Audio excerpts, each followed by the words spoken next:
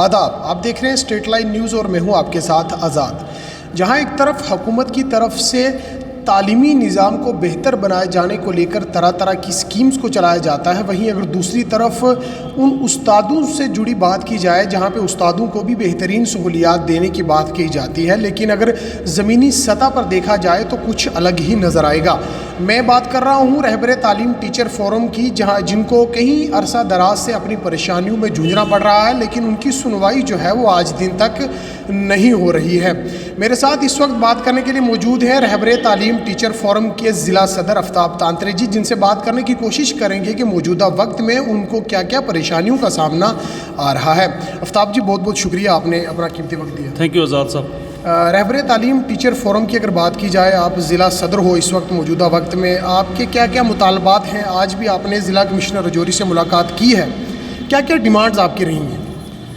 आज पूरी यूटी में जितने भी 20 हमारे डिस्ट्रिक्ट हैं, पूरे डिस्ट्रिक्ट प्रेसिडेंट्स अपने जोनल प्रेसिडेंट और डिस्ट्रिक्ट एग्जीक्यूटिव लेके हमने सभी डिस्ट्रिक्ट कमिश्नर डिप्टी कमिश्नर साहिबान को मेमोरेंडम सबमिट किए हैं for further submission to the honourable LG. तो उसमें हमारी जो फर्स्ट डिमांड थी कि जो न्यू पेंशन स्कीम है इसको स्क्रैप करके ओल्ड पेंशन स्कीम जो है 2010 के बाद जो एम्प्लॉय लगे हैं उनको ओल्ड पेंशन स्कीम मिलनी चाहिए, ताकि जब एम्प्लॉय रिटायर हो जाए उसको पेंशन मिले। नहीं तो जो हमारा आज ये 10% कट रहा है न्यू पेंशन स्कीम के तहत, तो 10% जो जा रहा है ये जाता है बाद में शेयर मार्केट में लगता है। तो शेयर मार्केट में किसको कितना फिर शेयर मार्केट अप चल रही है, डाउन चल रही है, किसी को मंथली 1000 रुपये मिलता है जो हमारे लोग रिटायर्ड हो गए 2010 के बाद जो परमानेंट हुए थे, किसी को 1500 आता है, कभी 2000 आता है, उसमें स्टेबिलिटी नहीं है। मार्केट के हिसाब से उनको जो 10,000 1500 या 2000 मिलता है। तो हाँ, बहुत सी स्टेट्स ने जैसे पंजाब गवर्नमेंट ने, उत्तराखंड गवर्नमेंट ने, बंगाल ने तो अभी वही रखा है ओल्ड पेंशन स्कीम। तो हमने मांग की है एलजी ऑनरेबल एलजी साहब से कि यहाँ पे के एम्प्लॉइज़ को जो 4.5 लाख एम्प्लॉइज़ हैं उनमें से जो 2010 के बाद जो लोग लगे हैं उनको भी ओल्ड पेंशन में लाया जाए। अगर पेंशन नहीं मिलेगी तो बाद में बुढ़ापे का सहारा तो पेंशन ही होता है, जब उसको पेंशन नहीं आएगी तो बाद में उसको मुश्किलें हो जाएंगी। डे टू डे नीड्स होती हैं आफ्टर 60 ईयर रिटायरमेंट के बाद, बीमारियाँ, मेडिसिन्स और भी लाइबिलिटीज़ होती हैं, तो वो परेशानी आएगी। तो हमने ऑनरेबल एलजी साहब से आपके माध्यम से भी हम ये अपील करेंगे कि आप ओल्ड पेंशन स्कीम जो है वो रिस्टोर करें। जहाँ पे आपने ओल्ड पेंशन स्कीम की बात की, इसके अलावा भी जम्मू एंड कश्मीर रहबर तालीम टीचर फोरम की तरफ से हर लेवल पे जो है प्रोटेस्ट भी किए जाते रहे हैं अपनी मांगों को लेके। आप क्या समझते हैं कि क्या तालीमी निज़ाम से जुड़े हुए उस्ताज़ा जो हैं इनको पेंशन जो नए सिरे से जो नई स्कीम है पेंशन में नहीं लाना, और जो अगर यूँ कहा जाए कि जो पुराने सियासतदान हैं उनको आज भी अगर कहा जाए कि वो पेंशन वगैरह वो मिल रही है जबकि उस्तादों को देनी चाहिए थी, इसको आप कैसे देखते हैं? देखिए, अगर कोई एमएलए बस एक बार एमएलए या बन गया या एमपी बन गया तो उसको पेंशन मिल रही है, मुलाजम 30 साल 40 साल नौकरी करेगा तो उसको पेंशन नहीं मिलती है, ये तो इनजस्टिस है।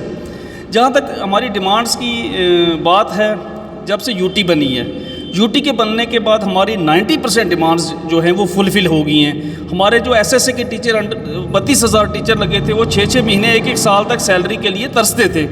हम प्रोटेस्ट करते थे हर महीने में 2-2 बार, कभी रजौरी, कभी जम्मू, कभी श्रीनगर हमारे प्रोटेस्ट चलते थे। लेकिन यूटी बनने के बाद हमारे पूरे लोग जो हैं वो हमारी यूटी के बजट में एडजस्ट कर लिए गए हैं, उनको मंथली सैलरी मिल रही है। अब जो सबसे बड़ा हमारा इशू इस वक्त है, ऑनरेबल कोर्ट ने भी वो जजमेंट दी है, ट्रांसफ़र पॉलिसी।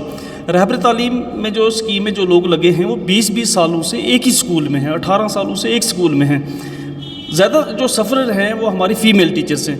अगर कोई पुंछ की टीचर की रजौरी में शादी हुई है, रजौरी की सुंदरबनी में हुई है, सुंदरबनी की जम्मू में हुई है, वो बेचारी 20 सालों में ना तो अपने ससुराल वालों को सही तरीके से अटेंड कर पाई है, ना मैके वाले को, उनके बच्चे भी सफ़र हो रहे हैं। एलजी साहब से हम आपके माध्यम से ये कहेंगे कि अगर आप रहबर तालीम के लिए ट्रांसफ़र पॉलिसी जैसे बाकी टीचर्स के लिए है, रहबर तालीम as good as general line teacher no, जब वो रेगुलराइज हो जाते हैं वो बराबर हैं, सैलरी बराबर है, प्रमोशंस बराबर हैं, तो इनकी ट्रांसफ़र पॉलिसी इनके लिए होनी चाहिए। जहाँ पे आपने कहा कि पेंशन का मसला है, दूसरी तरफ ट्रांसफ़र पॉलिसी का भी मसला है। अगर इन तमाम तर मुद्दों को देखा जाए तो जब आप आला ऑफिसरान से मुलाकात करते हैं, किस किस्म का जो है रुझान आपकी तरफ रहता है? देखो, यहाँ पे आप करने वाले सिर्फ एलजी साहब हैं, चीफ सेक्रेटरी साहब है। हमने डीसी साहब को मेमोरेंडम दिया, डीसी साहब ने आगे सबमिट कर दिया एलजी साहब को। सभी जो हमारे डिस्ट्रिक्ट प्रेसिडेंट है सब ने पूरे हर जगह किया है, डीसी साहबान को दिया है। तो डीसी साहब एलजी साहब को डिसाइड करना है। उसके साथ से यूटी बनने के बाद ہمیں جو ٹریولنگ الاؤنس اب ملنا شروع ہو گیا ہے, چائلڈ الاؤنس مل رہا ہے, 2 یہ بینیفٹس ہمیں ہوئے ہیں.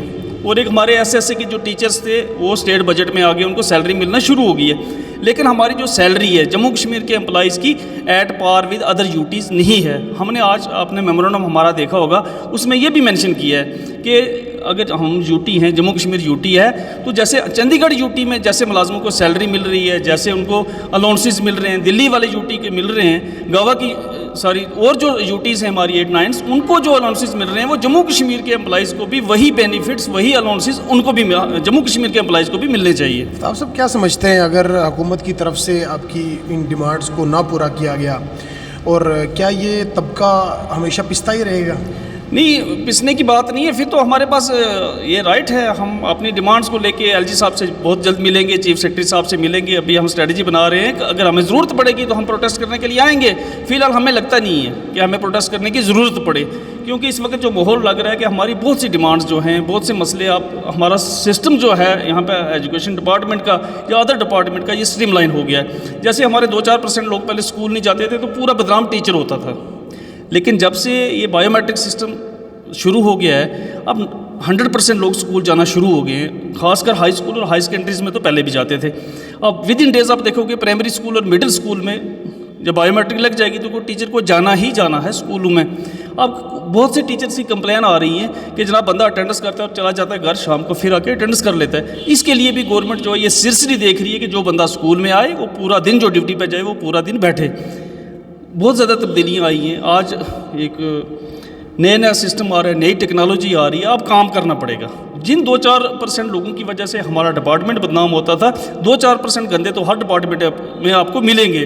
ہمارا تو رشی منی کا پیشہ ہے, ایک پیغمبری پیشہ ہے. میں آپ کے مادھیم سے تمام ٹیچروں سے یہ کہوں گا جو ہمارے ڈپارٹمنٹ میں ہیں کہ اس پیشے کی لاج رکھو. ہمیں اللہ تعالیٰ نے ایک بہت بڑا پیشہ دیا ہے. غریب کے بچے ہمارے پاس آتے ہیں, فیسلٹیاں ہمارے پاس پوری ہیں.